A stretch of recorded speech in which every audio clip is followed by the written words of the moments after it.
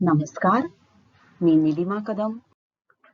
पूर्व उच्च प्राथमिक शिष्यवृत्ती परीक्षा इयत्ता 5वी, पेपर पहिला यामध्ये भाषा व गणित हे भाग असतात.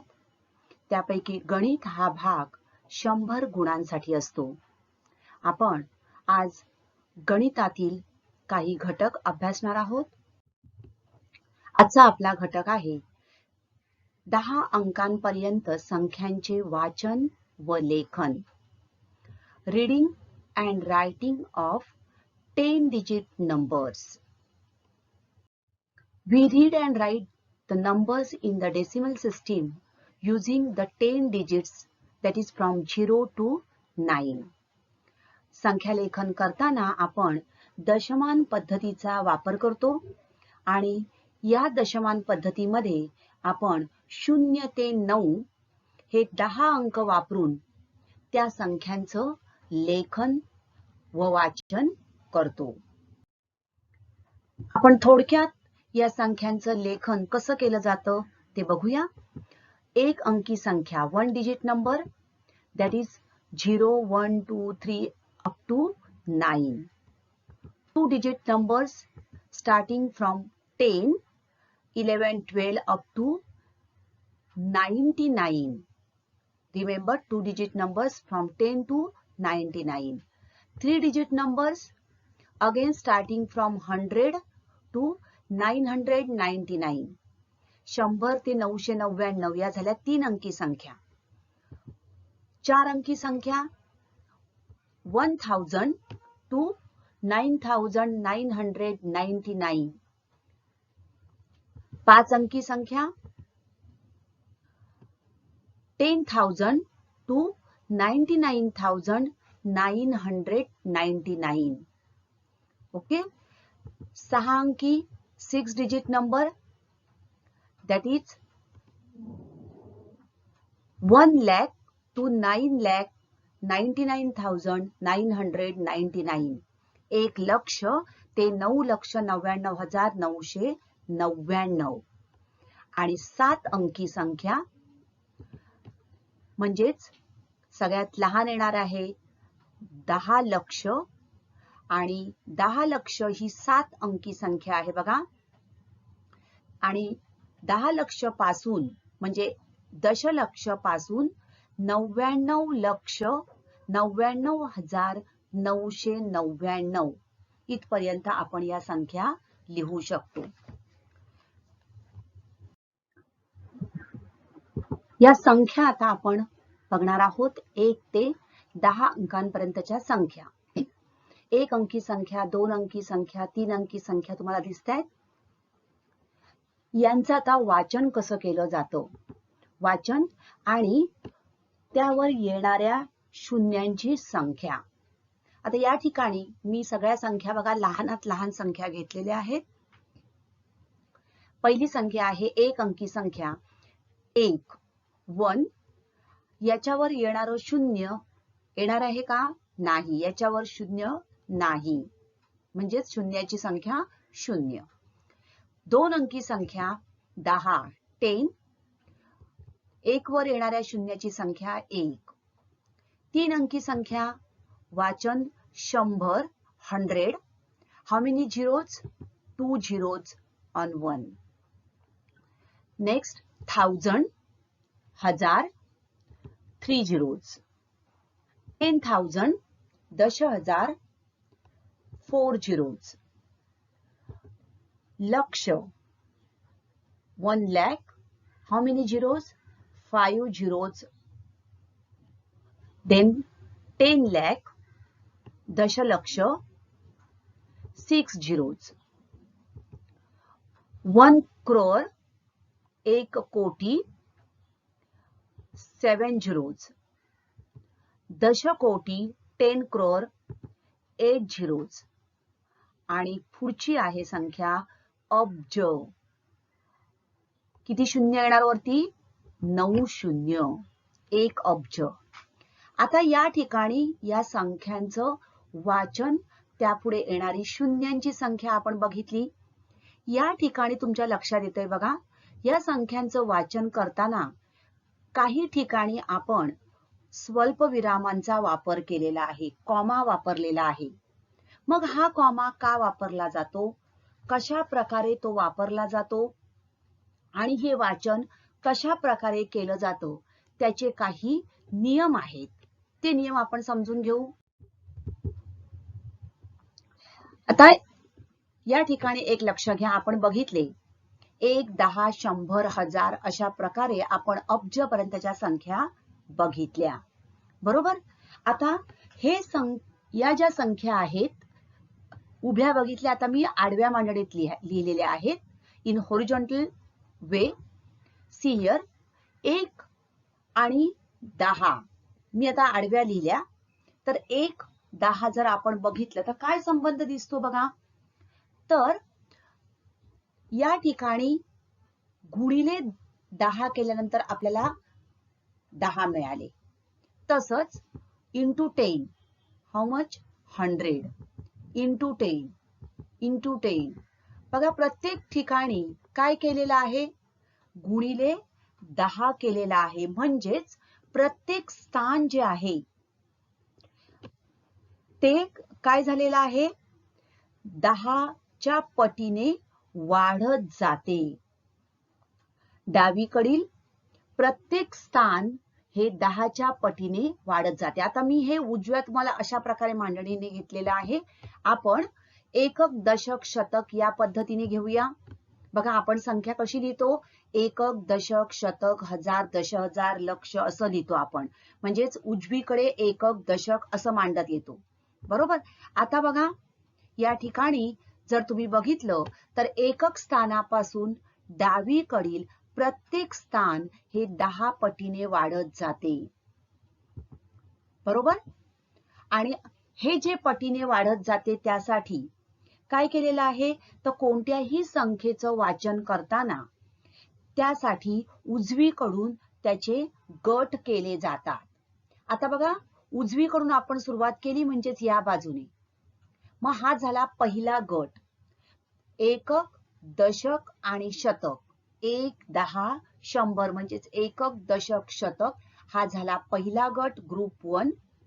त्यानंतर दुसरा गट हजार, दशहजार. तिसरा पुढचा गट लक्ष, दशलक्ष, लॅक, 10 लॅक. हा ग्रुप 3, गट क्रमांक 3. त्याच्या पुढचा गट क्रमांक 4, ग्रुप 4, क्रोर, 10 क्रोर्स, कोटी, दशकोटी. आणि अब्ज हा झाला ग्रुप 5, ग्रुप 5, गट क्रमांक 5. तर अशा प्रकारे कोणत्याही संख्येचं वाचन करताना उजवीकडून गट पाडल्यास त्याचं वाचन करणं सोयीचं जातं. आणि त्यामुळे आपण जेव्हा काय करतो तर अशा प्रकारे एकक, दशक, शतक हा एक गट, हजार, दशहजार दुसरा गट, लक्ष, दशलक्ष तिसरा गट, कोटी, दशकोटी चौथा गट आणि अब्ज हा 5वा गट. ओके. तर एकक लक्षात ठेवा, एकक स्थानापासून डावीकडील प्रत्येक स्थान हे 10 पटीने वाढत जाते. एखाद्या संख्येचं वाचन किंवा लेखन करण्यासाठी या दशमान पद्धतीमध्ये काही नियम दिलेले आहेत. There are some rules. What are these rules? Let's understand. So starting from the right side of the number, the first comma is inserted after the hundreds digit. आपण जेव्हा वाचन संख्यांचं केलं, 1 अंकी संख्या, 2 अंकी संख्या अशा प्रकारे 10 अंकी संख्यांपर्यंतचं जे वाचन आपण बघितलं त्यावर येणारी शून्य, त्या ठिकाणी आपल्याला प्रत्येक संख्येमध्ये काही ठिकाणी कॉमा म्हणजे स्वल्पविराम वापरलेले आपण बघितले. मग हे स्वल्पविराम कधी दिले जातात, कॉमाचा वापर आपण कधी करतो, त्याचे काही नियम आहेत.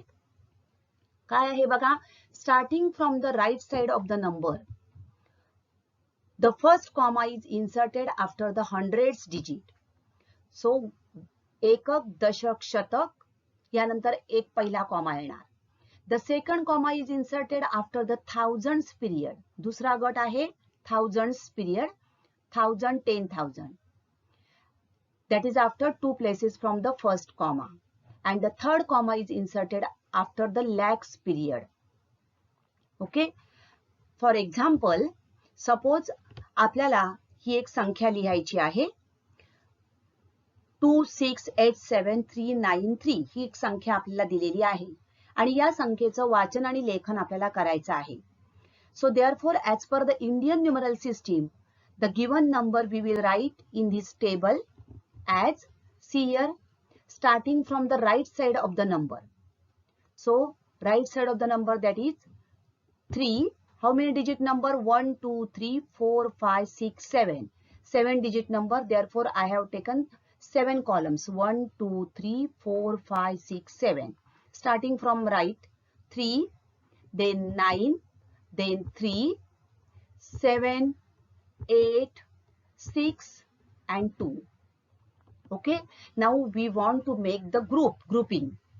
So ones period, that is starting from the right side, ones, tens, 100, that is one group. Okay. Then second group, that is thousands and 10,000s. And third group, that is lakhs and 10 lakhs and lakhs. Okay. मग आता आपल्याला comma द्यायचे आहेत. कुठे देणार आपण comma? First comma after the hundreds digit, means here hundreds digit, and second comma after thousands period. Okay. So this number can be written as 26, 87,393, and it can be read as 26,87,393. Okay. तर अशा प्रकारे संख्यांचं वाचन आणि लेखन सोपं व्हावं यासाठी आपण अशा प्रकारे त्या संख्यांचं ग्रुपिंग करतो, म्हणजे पिरियड्स मध्ये आपण विभागतो आणि त्यानंतर योग्य ठिकाणी कॉमा देऊन त्या संख्येचं वाचन व लेखन करू शकतो. So this is ones period, then thousands period, and then lakhs period. In the Indian numeral system, we use commas as separators to mark different periods. So we insert a comma after each period, means ones period, thousands period, lakhs period, crores period, and abj. So comma after 3 places, that is ones period, 1 comma, then after thousands period, after lakhs period, and after crores period we insert comma, and we can separate the different periods. Now writing numbers in figures. संख्या लेखन करताना आणखीन काही गोष्टी आपल्या लक्षात ठेवायच्या आहेत. संख्या लेखन करताना प्रथम सर्वात मोठ्या स्थानावरील अंक प्रथम लिहावा. When writing numbers in figures, write the digit in the highest place first. नंतर त्यापेक्षा लहान स्थानावर दिलेल्या संख्येतील योग्य अंक लिहावा. Then each of the next smaller places write the proper digit from 1 to 9. सर्वात मोठ्या स्थानावरील अंक पहिले लिहायचा आहे. त्यानंतर एखाद्या स्थानावर जर अंक नसेल तर त्या ठिकाणी 0 हा अंक लिहावा. Write 0 if there is no digit in that place. Okay. तर अशा प्रकारे संख्यालेखन करताना आपल्याला या काही गोष्टी लक्षात ठेवायच्या आहेत. Now make the greatest possible 4-digit number using the digits 4509. आता आपण बघितलं काय करायचं आहे आपल्याला की सर्वात मोठ्या स्थानावरील अंक सर्वात पहिले लिहायचा आहे. आता ही 4 अंकी संख्या आहे. How many digit number? 4 digit number. So ones, tens, hundreds and thousands. आपल्याला काय करायचं आहे? सर्वात मोठ्या स्थानावरील अंक पहिले लिहायचा आहे. सर्वात मोठं स्थान कोणतं आहे? 1000. So we will write 9, that is the largest number in the thousands place, that is 9. Next, लहान स्थानावर दिलेल्या संख्येतील योग्य अंक लिहावा. मग at hundreds place which number will come? Yes, 5. Then 4 in the tens place and 0 in the ones place. So the greatest possible 4-digit number using the digit 4509 will be 9540. तर एखाद्या अशा प्रकारे एखादा आपल्याला काही संख्या दिलेल्या असतील आणि त्या संख्या घेऊन आपल्याला एखादी मोठ्यात मोठी संख्या तयार करायला सांगितली असेल किंवा लहानात लहान संख्या तयार करायला सांगितली असेल तर त्यासाठी आपण अशा प्रकारे नियमांचा वापर करून त्या संख्या तयार करू शकतो. So let's see the place and periods starting from right, that is ones, tens, hundreds. This is ones period. Then thousand, 10,000s. This is thousands period. Lakhs, 10 lakhs, lakhs period. Crores, 10 crores, crore period, and abja. So we have to place the comma starting from right after 100, after thousands, that is 10,000s, then 10 lakhs and 10 crores. So first 3 places, that is ones period, नंतर दुसरा गट, तिसरा गट lakhs आणि चौथा गट crores. तर अशा प्रकारे आपण आपले दिलेल्या ज्या संख्या आहेत त्या अशा प्रकारे ठेवून त्यांचं लेखन आणि वाचन करू शकतो. 10 अंकांपर्यंत संख्यांचे वाचन लेखन याचा आपण काही नियम कशा प्रकारे ग्रुप केले जातात हे बघितलं. शिष्यवृत्ती परीक्षेमध्ये यावर आधारित प्रश्न कशा स्वरूपाचे असतात त्याचे काही नमुने आपण आता बघणार आहोत. पहिला प्रश्न दिलाय बघा, 500505 ही संख्या अक्षरात कशी लिहाल? Write 500505 this number in words. 4 पर्याय आपल्याला दिलेले आहेत. पर्याय तुम्ही बघितले तर तुम्हाला जवळपास त्या पर्यायांमध्ये आपल्याला काय दिसतंय, थोडंसं जम्बलिंग दिसत आहे.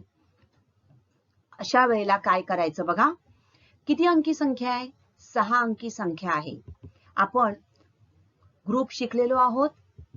आपण उजव्या बाजूपासून ती संख्या लिहायला सुरुवात करूया. तुम्ही फक्त नंबर लिहून घ्यायचा आहे. त्यानंतर आपण ग्रुप शिकलो. पहिला ग्रुप काय आहे? Ones, that is ones, tens, 100. एकक, दशक, शतक हा पहिला आपला गट आहे, गट क्रमांक 1. दुसरा गट थाउजंड्स म्हणजे 1000, 10,000 आणि तिसरा लॅक्स. बरोबर. मग या ठिकाणी काय दिसतंय बघा, या संख्याचा आपण स्वल्पविराम देतो. कुठे येणार स्वल्पविराम? इकडे येणार आणि इकडे येणार. बरोबर. म्हणजेच या संख्येचं वाचन 5,05,505. 5,05,505 दिसतोय पर्याय कुठे आपल्याला? येस, पर्याय क्रमांक 4. म्हणजेच 5,05,505. तर अशा प्रकारे आपण गट करून घ्यायचे, स्वल्पविराम द्यायचा आहे आणि त्यानंतर उत्तराकडे यायचं आहे. 5,05,505. थाउजंड्सच्या याच्यामध्ये 0 आहे, त्यामुळे या ठिकाणी हजारचं घर आपण त्याचा वाचन करणार नाही. So 5,05,505. This is the number in words. एका महिला बचत गटाने 68500 रुपयांच्या ठेवी जमा केल्या. या संख्येचे अक्षरी लेखन पुढीलपैकी कोणते नाही? प्रश्नाचं वाचन खूप काळजीपूर्वक करा. काय विचारलंय? पुढीलपैकी कोणते नाही? A women's self-help group made a deposit of ₹68500. Which of the following is written a wrong number? कोणता नंबर चुकीचा लिहिलेला आहे हे आपल्याला बघायचं आहे. पर्याय दिले आहेत 68,000, 68,500, 685 शतक, 685 दशक. सो 68500 आपण ग्रुपिंग करूया याचं.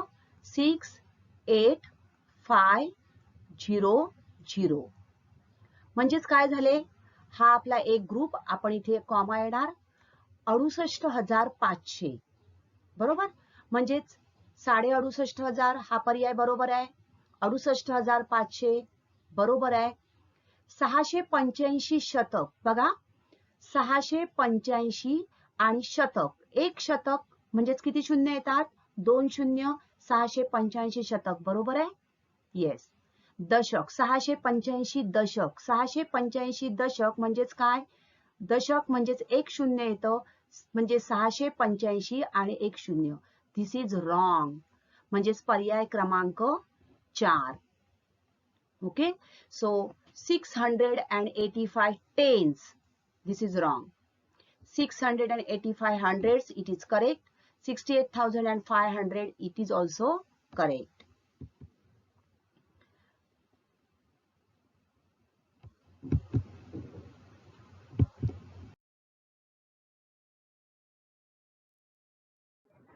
So, all the best. Try these types of sums. अशाच प्रकारच्या प्रश्नांचा सराव करा. Thank you.